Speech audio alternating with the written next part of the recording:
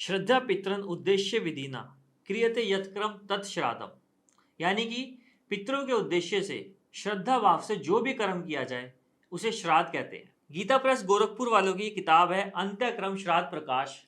जिसके अंदर बहुत ही खूबसूरती से श्राद्ध के बारे में बताया गया है कि श्राद्ध किसे करना चाहिए, श्राद्ध के दौरान आपको क्या क्या सावधानियां बरतनी चाहिए, कौन सी ऐसी चीजें हैं जिनका श्राद्ध में प्रयोग निषेध है और कौन सी ऐसी बातें हैं जिनका श्राद्ध के दौरान आपको बहुत ही ज़्यादा ध्यान रखना चाहिए, कौन सी चीज़ दान करनी चाहिए, किस विधि विधान से किस पशु के लिए आपको क्या दान करना चाहिए, किस तरीके से उनका आवाहन करना चाहिए, देवताओं का आवाहन किस तरीके से करना चाहिए। पर आगे चलने से पहले मैं आपको ये बताना चाहूँगा कि श्राद्ध पक्ष के दौरान यानी पितृ पक्ष के दौरान जो श्राद्ध कार्य हम करते हैं उसका आपको क्या बेनिफिट होता है। शास्त्रों की बात करें,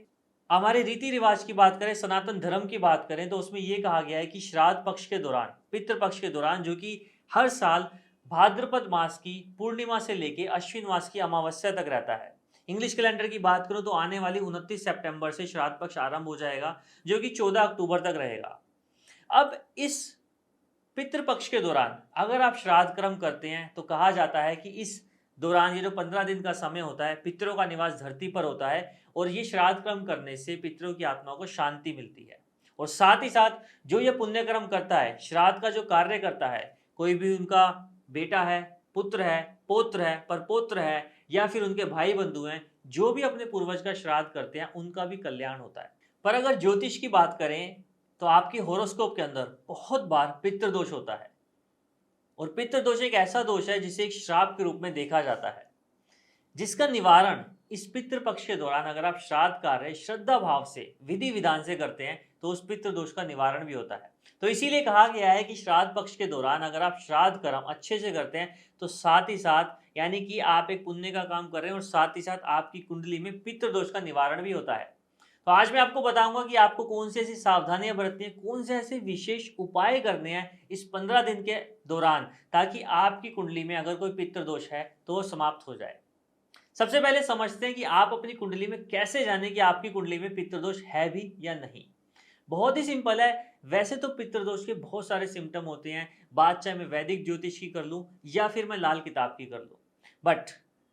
आप जनरली से ऐसे देख सकते हैं कि अगर आपका लग्नेश पीड़ित है, अब लग्नेश कैसे पीड़ित होगा, अगर लग्नेश नीच राशि में होकर, यानी कि जो फर्स्ट भाव है आपकी होरोस्कोप का पहला भाव है उसका स्वामी नीच राशि में है, शनि राहु या केतु से ग्रस्त है किसी भी तरीके से, या तो उनके साथ में उसकी युति है, लग्नेश की युति शनि राहु केतु के साथ में है, या फिर लग्न भाव में शनि राहु या केतु है, या फिर लग्नेश नीच राशि में होकर उसको शनि राहु केतु दृष्टि संबंध बना रहे हैं, तो कहा जाता है कि आपकी होरोस्कोप के अंदर पितृदोष है।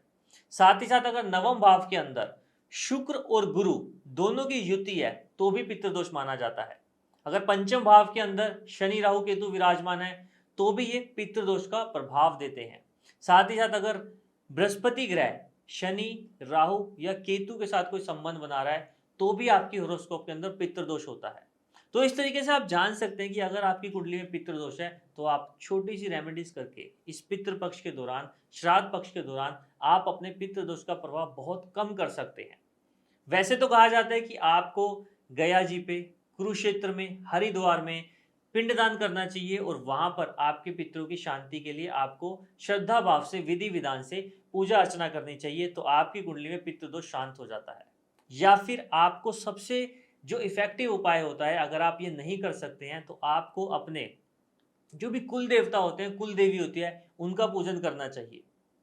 हर शनिवार को आपको पीपल की जड़ों में, ध्यान रहे पीपल की जड़ों में, लोग क्या करते हैं नॉर्मली मैंने देखा है कि पीपल के तने पर गलत तरीके से जल देते हैं, पर आपको पीपल की जड़ों में जल देना है और जल के अंदर काले तिल जरूर होने चाहिए। अगर आप ऐसा करते हैं तो भी आपकी कुंडली में पितृदोष शांत होता है। पर एक बात का ध्यान रखिए, जो भी धार्मिक पौधे होते हैं जैसे कि तुलसी का पौधा, बरगद का पेड़ या फिर पीपल का पेड़, इनमें कभी भी शनिवार को, एकादशी को, अमावस्या को, संक्रांति को, ये कुछ दिन होते हैं साल के जिनके दौरान आपको किसी भी तरीके से जल नहीं देना चाहिए, इनको छूना नहीं चाहिए या फिर इनकी पत्तियों को तोड़ना नहीं चाहिए। अगर आप ऐसा करते हैं तो भी आपकी कुंडली में ग्रहों की स्थिति ठीक होने के बावजूद भी पितृदोष उत्पन्न हो जाता है। तो ऐसे बहुत सारे कार्य हैं, जैसे कि आप अपने पितरों का सम्मान नहीं करते। पितृपक्ष के दौरान अगर आप श्राद्ध कार्य नहीं करते हैं तो भले ही आपकी कुंडली में ग्रहों की स्थिति अच्छी है, कुंडली में पितृदोष नहीं है, बट फिर भी आपको पितृदोष का प्रभाव देखने को मिलता है अगर आप ये सब कार्य करते हैं तो। अब बात आती है कि आपको आने वाली 29 सितंबर से कौन से कार्य करने चाहिए, पर यहाँ मैं थोड़ा सा आपको डिटेल में बताना चाहूँगा कि सिर्फ पितृपक्ष के दौरान ये जो 15 दिन का समय होता है, यही श्राद्ध पक्ष के कार्य करने के लिए समय वैसे तो बहुत सर्वोत्तम है, बट आपको जानकर हैरानी होगी कि इसके अलावा भी शास्त्रों में 96 ऐसे अवसर दिए गए हैं, 96 ऐसे दिन दिए गए हैं जिसके दौरान आप इस श्राद्ध कर्म कर सकते हैं। आपको बता दूं कि मत्स्य पुराण के अंदर 3 तरीके के श्राद्ध का जिक्र किया गया है। मनुस्मृति की बात करें तो उसमें 5 तरीके के और भविष्य पुराण में 12 तरीके के श्राद्ध बताए गए हैं। ये सारी चीजें जो मैंने अभी आपको पुस्तक बताई है इसमें डिटेल में दिया गया है। वैसे तो कहा गया है कि सारे श्राद्ध करने चाहिए, बट आज के संदर्भ में बात करूं, समय का अभाव है या फिर हम संस्कृत का ज्ञान नहीं होता, और जो ब्राह्मण होते हैं, पंडित होते हैं, उनके साथ में हमारा बहुत ज़्यादा व्यवहार नहीं होता। दैनिक कार्य इतने सारे होते हैं कि हम उनके साथ में इतना फॉलो ही नहीं कर पाते, तो हम ये सारे श्राद्ध नहीं कर सकते हैं। तो आपको क्या करना है, 2 तरीके के श्राद्ध हैं पूरे साल में, वो जरूर करने चाहिए। एक तो आपको जो भी पूर्वज जिस तिथि को गए हैं उनकी पुण्य तिथि, जिसे हम डेथ एनिवर्सरी बोलते हैं, उस तिथि को भी, यहाँ डेथ एनिवर्सरी से मेरा मतलब इंग्लिश कैलेंडर की डेथ एनिवर्सरी नहीं है, पंचांग अनुसार जो हिंदी तिथि को, जो पूर्वज इस संसार को छोड़ के गए हैं, उस तिथि को आपको श्राद्ध करना चाहिए। जैसे कि मान लेते हैं कि चैत्र शुक्ल पक्षी पंचमी तिथि का किसी का स्वर्गवास हुआ है, तो आपको हर वर्ष चैत्र शुक्ल पंचमी को उनका श्राद्ध करना चाहिए। अब बात आती है कि जो पितृपक्ष होते हैं, यानी कि जो आने वाले 15 दिन का समय है, इसके दौरान आपको दूसरे तरीके का श्राद्ध करना अनिवार्य होता है, जिसे हम ऐसे देखते हैं कि जैसे मैंने आपको बताया चैत्र शुक्ल पंचमी को किसी का स्वर्गवास हुआ है, तो आपको पंचमी तिथि लेनी है, यानी जो भी चंद्र तिथि है उसका ध्यान रखना है। और ये जो 15 दिन का समय है, इसके दौरान जब भी पंचमी तिथि आएगी, आपको अपने पूर्वजों का उस दिन श्राद्ध करना है। अब किसी भी कारणवश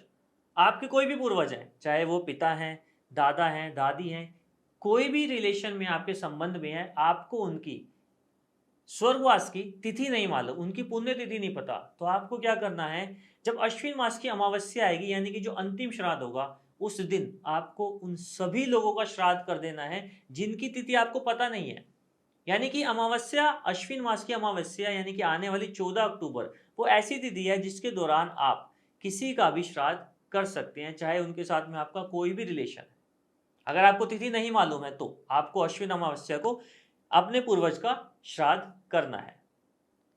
अब आती है कि श्राद्ध के दौरान आपको किन किन बातों का ध्यान रखना है।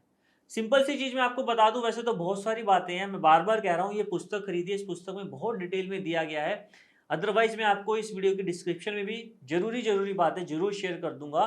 आपको नॉर्मली जो सबसे ज्यादा ध्यान देने वाली बात वो ये है कि श्राद्ध पक्ष के दौरान जब आप ब्राह्मण को खाना खिलाते हैं, तो किसी भी तरीके से खाना पकाने में या खाना परोसने में आपको कोई भी लोहे के बर्तन का यूज नहीं करना।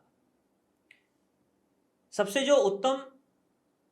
बर्तन बताया गया है वो चांदी का बताया गया है, या फिर आप कॉपर का यूज कर सकते हैं। और अगर आप किसी भी कारणवश इन दोनों में से किसी भी चीज को यूज नहीं कर सकते, ना ही आपको स्टील का यूज करना है, स्टील का और लोहे की, मेटल का यूज बिल्कुल नहीं करना है, तो आप क्या कर सकते हैं, आप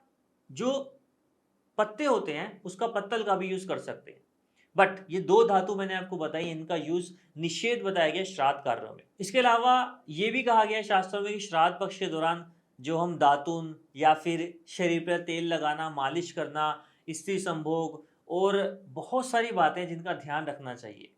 यहाँ तक भी कहा गया है कि श्राद्ध पक्ष के दौरान दवाई लेना भी वर्जित है, बट आज के संदर्भ में हम बहुत ज़्यादा चीज़ों को नहीं फॉलो कर सकते, तो आप जितना हो सके उन बातों का ध्यान रखिए। पूजा के दौरान आपको कौन से फूल यूज करने हैं, किस तरह की हवन सामग्री और किस तरह का आपको पूजन में सामग्री का प्रयोग करना चाहिए, ये थोड़ा सा ध्यान रखने वाली बात है। शास्त्रों में कहा गया है कि देवताओं के लिए जब भी कोई कार्य किया जाता है ना, तो आपका श्रद्धा भाव देखा जाता है, बट अगर पितरों के लिए कार्य किया जाए तो श्रद्धा भाव सिर्फ मन में नहीं, आपकी क्रिया में और वाक्य दोनों में होना चाहिए, यानी कि जो आप कर्म कर रहे हैं उसमें भी शुद्धि जरूर होनी चाहिए।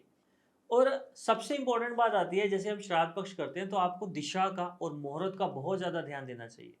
जैसे कि मैं बात करूं, श्राद्ध के दौरान तर्पण का कार्य होता है, ब्राह्मण को भोजन कराते हैं, पिंडदान करते हैं उससे पहले। तो ये जो सारी एक क्रिया जो है उसका एक सीक्वेंस होता है। हालांकि सारा कार्य ब्राह्मण ही करते हैं, सारी चीजों का ध्यान रखते हैं, बट फिर भी आपको पता होना चाहिए कि आप कैसे कार्य करें। खास तौर पर जो लोग विदेश में रह रहे हैं,